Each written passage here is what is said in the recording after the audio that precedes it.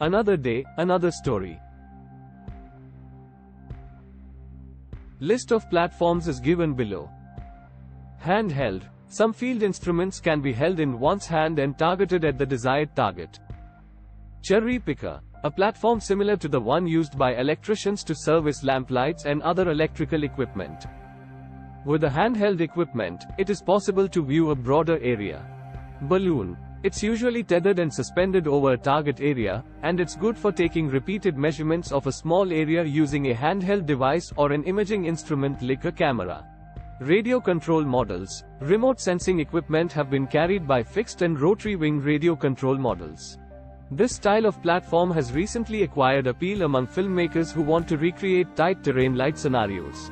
Non-piloted VCCs with pre-programmed flight routes controlled by GPS are now available, providing a low-cost, long-range mission capability for remote sensing data acquisition. Low-altitude aircraft. With light payloads, ultralights can be used up to 5,000 feet. This can be extended to above 15,000 feet with conventional planes. Higher altitudes are possible for jets and other pressurized aircraft. High-altitude aircraft, special planes, such as the U-2 SPOH plane, can fly in the upper atmosphere at heights of 20 kilometers. The aeroplane is relatively stable at this height, and geometric distortions may be reduced. However, operational costs are substantial. Many remote sensing missions have been flown by the Space Shuttle at altitudes of roughly 250 kilometers.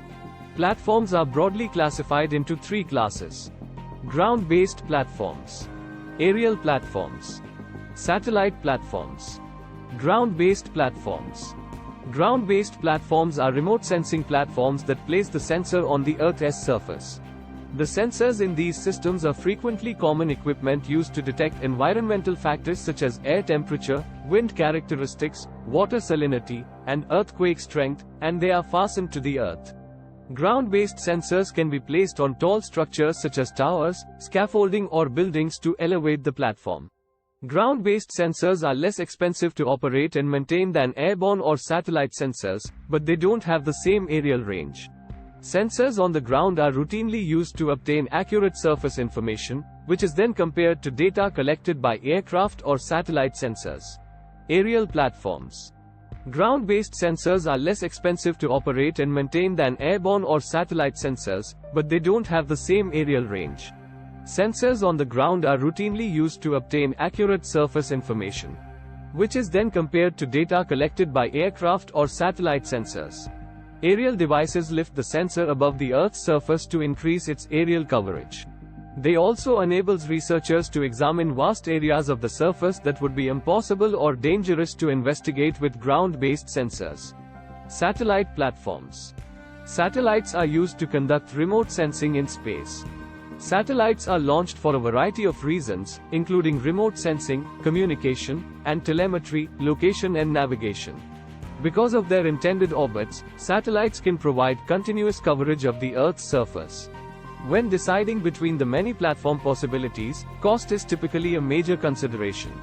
Elements of RS for visual interpretation. The identification of various targets in a remote sensing image is part of the analysis process. These targets might be natural or man-made characteristics that consist of dots, lines, or regions. Targets can be classified according to how they reflect or emit radiation. A sensor measures and records this radiation, which is then displayed as an image product such as an air photo or a satellite image. Image interpretation. Visual interpretation. Digital image processing, the steps involved in interpretation of images. Detection and identification. This is an information extraction process. Here, remotely sensed data is studied by logical process to understand patterns and spatial relationships. Recognition. Recognition includes distinguishing an object by characteristics or patterns which are familiar on the imageries. It is also called as photo reading.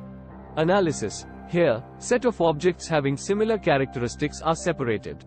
Classification. Here, the separated sets of objects having similar characteristics are grouped together. Deduction. Here the set of objects that are wrongly classified are deducted because they can give misleading results. Idealization. Here the actually identified imageries are drawn with standard symbol and colors. Thanks for watching. Next lecture on elements in visual interpretation.